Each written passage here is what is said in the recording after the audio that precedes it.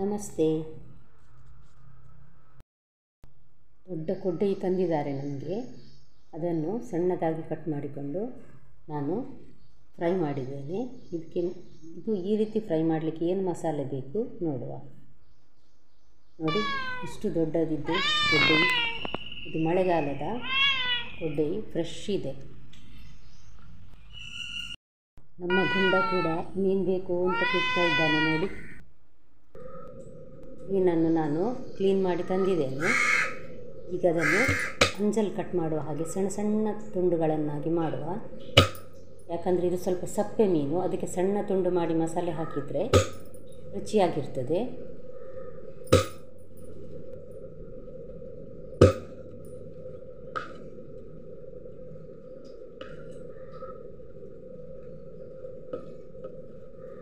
Cut ಮಾಡಿ ಎಲ್ಲ ಆಯಿತು. ಈಗ 4 ಮೀನನ್ನು ಸಹ ಈಗ ಒಂದು 2 ಲಿಂಬೆ ಹಣ್ಣು ತಗೊಂಡಿದ್ದೇನೆ ನಾನು. ಅರ್ಧ ಚಮಚದಷ್ಟು ಅರಸಿನ ಹಾಕಿದ್ದೇನೆ. ಮತ್ತು ಖಾರ ಮೆಣಸು ಒಂದು 3 ಚಮಚ ಹಾಕಿದ್ದೇನೆ. ಇದು ತುಂಬ ಖಾರ ಇದೆ, ನಿಮಗೆ ಎಷ್ಟು ಬೇಕು ನೋಡಿ ಹಾಕ್ಕೊಳ್ಳಿ.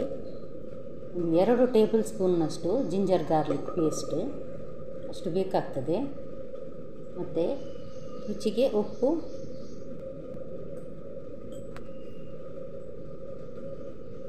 ಈಗ 2 ಲಿಂಬೆದು ರಸ ತೆಗೆದಿಟ್ಟದನ್ನು ಹಾಕಿದ್ದೇನೆ. ಚೆಂದ ಮಾಡಿ ಮಿಕ್ಸ್ ಮಾಡುವ ಇದನ್ನು. ನೀರು ಸ್ವಲ್ಪ ಕಡಿಮೆ ಅನಿಸಿದರೆ ಸ್ವಲ್ಪ ಹಾಕುವ. ಒಂದು 2 ಟೇಬಲ್ ಸ್ಪೂನ್ನಷ್ಟು ನೀರು ಹಾಕಿದ್ದೇನೆ. ಗಂಟುಗಳೆಲ್ಲದ ಹಾಗೆ ಮಿಕ್ಸ್ ಮಾಡುವ. ಮಸಾಲೆ ಮೀನಿಗೆ ಚೆನ್ನಾಗಿ ಅಂಟಿ ಇರಬೇಕಾದ್ರೆ ಒಂದು 2 ಚಮಚದಷ್ಟು ಎಣ್ಣೆ ಹಾಕಲೇಬೇಕಾಗ್ತದೆ. ತೆಂಗಿನ ಎಣ್ಣೆ ಹಾಕಿದ್ದೇನೆ ನಾನು.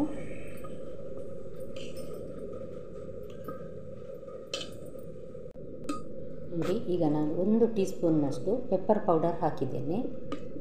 ಇದು ಈ ಮಸಾಲೆಗೆ ಒಳ್ಳೆ ರುಚಿ ಕೊಡ್ತದೆ. ಈಗ ಕಟ್ ಮಾಡಿಟ್ಟ ಮೀನಿಗೆ ಈ ಮಸಾಲೆಯನ್ನು ಹಾಕುವ.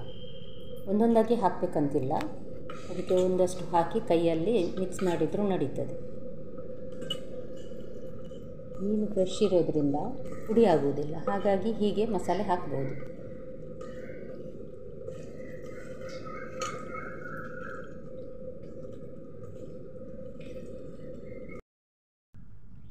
ನೋಡಿ, ಚೆನ್ನಾಗಿ ಮೀನಿಗೆ ಮಸಾಲೆ ಹಾಕಿದ್ದೇನೆ.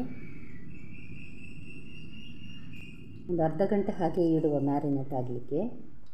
ಈಗ ಒಂದು ಕಾವಲಿಗೆ ತೆಂಗಿನೆಣ್ಣೆ ಹಾಕಿದ್ದೇನೆ ನಾನು.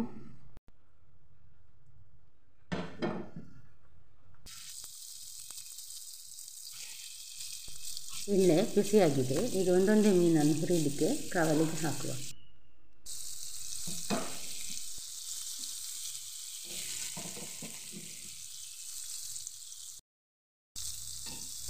ಈಗ ಒಂದು ಕಡೆ ಫ್ರೈ ಆಗಿದೆ, ಹಾಗೆ ಇನ್ನೊಂದು ಕಡೆ ತಿರುಗಿಸಿ ಹಾಕುವ. ಮಸಾಲೆಗೆ ಎಣ್ಣೆ ಹಾಕಿ ಮಾಡೋದ್ರಿಂದ ಕಾವಲಿಗೆ ಅದರ ಮಸಾಲೆ ತುಂಬ ಹಿಡಿದು ವೇಸ್ಟ್ ಆಗೋದಿಲ್ಲ, ಮೀನಿನಲ್ಲೇ ಇರ್ತದೆ.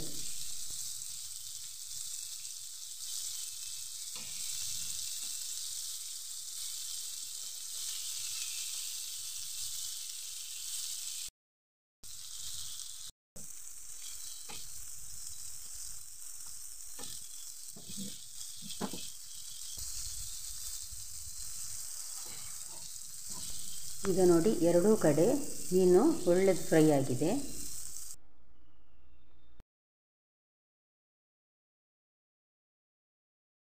ನೋಡಿ, ಈಗ ಕೊಡ್ಡೆ ಮೀನು ಫ್ರೈ ರೆಡಿಯಾಗಿದೆ.